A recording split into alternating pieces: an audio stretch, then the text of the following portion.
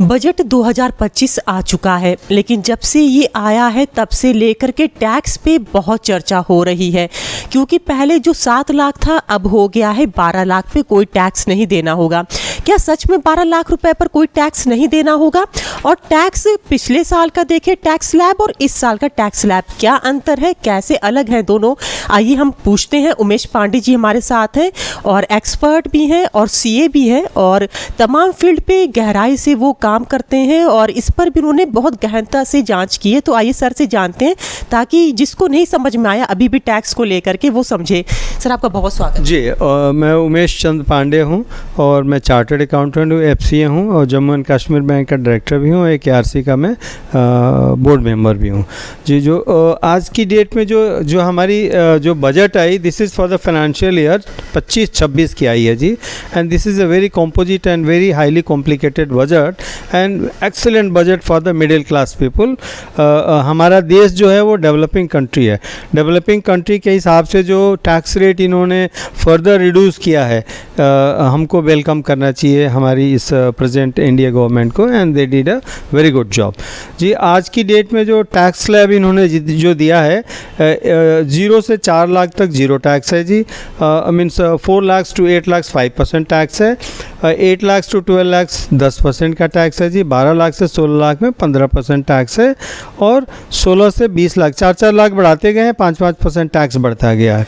16 से 20 लाख में 20% हो गया जी। 20 से 24 लाख में 25 एंड 24 लाख एंड एबव जो इनकम है इंडिविजुअल्स की, वो उस पर 30% का टैक्स रेट हो गया। अब जो लोग कैलकुलेशन करके बोल रहे हैं कि मीन्स जो 12 लाख तक हमारा टैक्स फ्री हो जाएगा, इनकम नहीं रहेगी, तो मल्टीपल आपके जो इनकम्स हैं, नॉट इवन सैलरी तो एक पार्ट हो गया। सैलरी में भी स्टैंडर्ड डिडक्शन जो सीनियर सिटीजन का था पहले 50,000, वो बढ़ के आपका 1 लाख हो गया। उसके अलावा जो और हमारे न्यू रिज्यूम का टैक्स अलग है, न्यू रिज्यूम में कोई डिडक्शन नहीं मिलता। ओल्ड रिज्यूम में जो हमारा 1.5 लाख डिडक्शन था वो कंटिन्यू रहेगा। तो मल्टीपल जो डिडक्शंस हैं, मेडिकल के हो गए, सेक्शन 80C के हो गए, फिर आपका जो हाउस रेंट के हो गए, और फिर फर्दर जो आपके मीन्स जो इन्वेस्टमेंट्स के ऊपर या होम लोन लिए हैं तो उसके ऊपर जो आपका डिडक्शन इंटरेस्ट का है या होम लोन के इंस्टॉलमेंट्स का है, वो मिला के अगर देखेंगे तो अप टू 12 लाख अगर इनकम होती है, सारे डिडक्शंस को आप माइनस करेंगे तो इफेक्टिव 0 टैक्स रेट आएगा। बट अगर किसी का इन्वेस्टमेंट कहीं नहीं है, ना ही कहीं मीन्स उसका होम लोन है, ना ही कोई और इफेक्टिव चीज़ें हैं, तो टैक्स का तो मीटर चालू हो जाएगा। मीन्स 4 लाख to 8 लाख के रेंज में आते ही 5% का टैक्स रिज्यूम चालू हो जाएगा। बट सर अगर आपके अकाउंट पे कोई इन्वेस्टमेंट है, कोई लोन है, तो आपका ये पूरा 12 लाख पे टैक्स माफ़ हो जाएगा, लेकिन अगर नहीं है तो नहीं माफ़ होगा। अगर नहीं है तो फिर जितना होगा उतना सब्सटेंशियली माफ़ होगा जी, पूरा नहीं माफ़ होगा, क्योंकि टैक्स स्लैब तो आ गया। टैक्स स्लैब तो आ गया कि 4 लाख से 8 लाख के बीच में 5% टैक्स लगना है। अगर कोई मान लीजिए कोई भी यंगस्टर हैं या बिल्कुल जिनका कोई इन्वेस्टमेंट नहीं है और वो इनकी अर्निंग 8 लाख है, तो उनको एक नॉमिनल टैक्स उस पर जाएगा जी। लगभग कितना जाएगा, लगभग परसेंटेज में अगर देखें? परसेंटेज में देंगे तो अगर 4% पे 5 लाख हो गया, 15-20 हज़ार के करीब जाएगा जी। Very nominal. तो tax rate has substantially reduce by the government.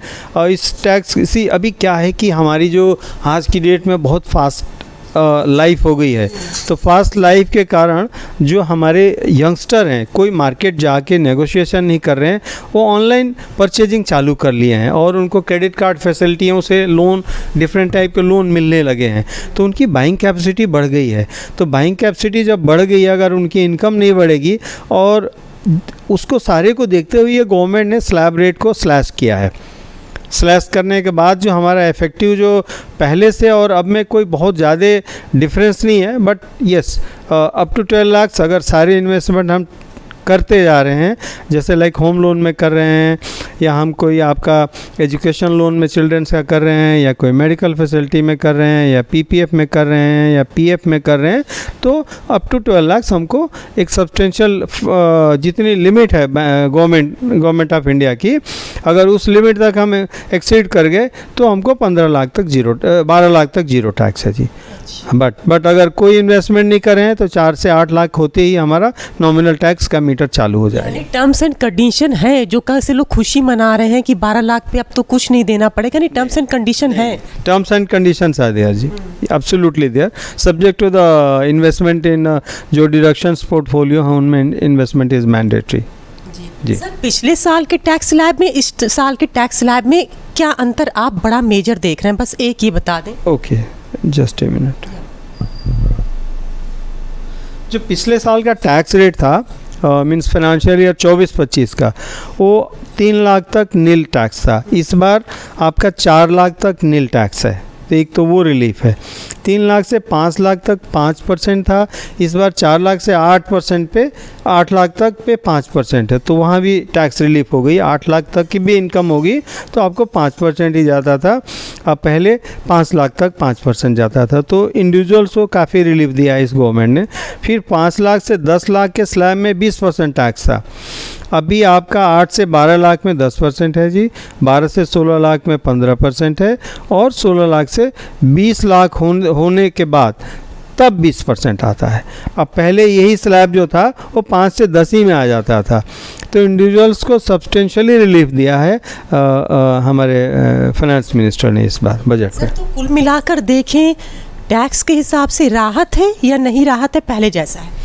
बहुत राहत है जी, पहले से compare to the last year budget काफ़ी राहत है। इसमें कम से कम कुछ नहीं तो जो लोग 15 लाख 20 लाख इनकम कमाएंगे उनको 30 से 40 हज़ार रुपये 50 हज़ार रुपये तक का टैक्स बेनिफिट है जी।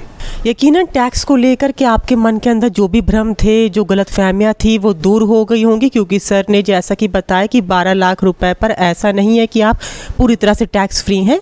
अगर आप कोई होम लोन ले रखे हैं, कोई इन्वेस्टमेंट करते हैं, देन आपका हाँ पीपीएफ पीएफ वगैरह है, देन आपका माफ़ है, अदरवाइज आपको हाँ अदर मेडिकल जी जो आपके इंश्योरेंस हो गए मेडिकल के, ये सारी चीज़ें आपको डिडक्शंस में कवर होंगे। तो यानी जब आपके ऊपर ये टर्म्स एंड कंडीशंस होंगी तब आपका माफ़ है, अदरवाइज आपको पे करना होगा अपना टैक्स। तो ऐसी और जानकारी जुड़ी मेरे साथ, मैं दिल्ली से अंजलि सिंह राजपूत।